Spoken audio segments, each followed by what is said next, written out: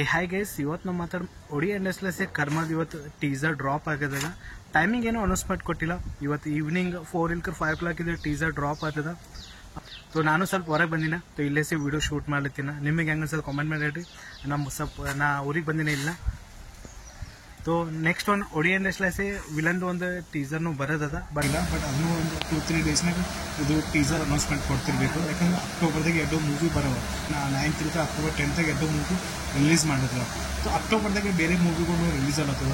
So ಅದೇ ಡೇಟಿಗೆ ಇದು ರಿಲೀಸ್ ಮಾಡಬಾರ್ದು. ಮೇ ಬಿ ಒಂದು ವಾರ ಪೆಹಲೆ ನಂತರ ಒಂದು ವಾರ ಆದಮೇಲೆ 2 ಮೂವಿ ರಿಲೀಸ್ ಮಾಡೋಕ್ಕೆ ಕ್ವಶನ್ ಮಾಡೋಕೆ ಬೇರೆ ಮೂವಿಗಳು ರಿಲೀಸ್ ಆಗ್ತವೆ. ಕಂಗ್ವಾ ಮೂವಿ ರಿಲೀಸ್ ಆಗತ್ತ, ಬೆಟ್ಟ ಮೂವಿ ರಿಲೀಸ್ ಆಗತ್ತದ. Maybe October 10th Kanguva movie ಬರಲ್ಲ, ಪೋಸ್ಟ್ಪೋನ್ ಆಗಿದೆ. ಮತ್ತು ಸಿಂಗಮ್ ಮೂವಿ ಬರ್ಲತ್ತದ, ಮತ್ತು ಭೂಲ್ಬಾಯ್ ಮೂವಿನೂ ಬರ್ಲತ್ತದ. ಸೊ ಇದೇ ಪಾಯಿಂಟ್ ನನಗೆ ಅನ್ಸದ. ಸೊ ಇವತ್ತು 4 ಇಲ್ಕರ್ 5 o'clock ಇದು ಟೀಸರ್ ಡ್ರಾಪ್ ಮಾಡ್ತಾರೆ. ಸೊ ಎಕ್ಸೈಟ್ಮೆಂಟ್ ನನಗೆ ಅನ್ಸದ. ಲಾಸ್ಟ್ ಒಡಿ ಇಂಡಸ್ಟ್ರೀಸ್ ಒಂದು ಬ್ಲಾಕ್ ಬಸ್ಟರ್ ಮೂವಿ ಬಗ್ಗೆ ನಾವು ಮಾತಾಡೋದಂದ್ರೆ ದಮನ್ ಮೂವಿ ಯಾವ ಥರ ಸಕ್ಸಸ್ ಆಗೋದಿಲ್ಲ. ಸೊ ಆ ಥರ ಬೇರೆ ಮೂವಿಗೂ ಆ ಥರ ಸಕ್ಸಸ್ ಆಗಲಿಲ್ಲ.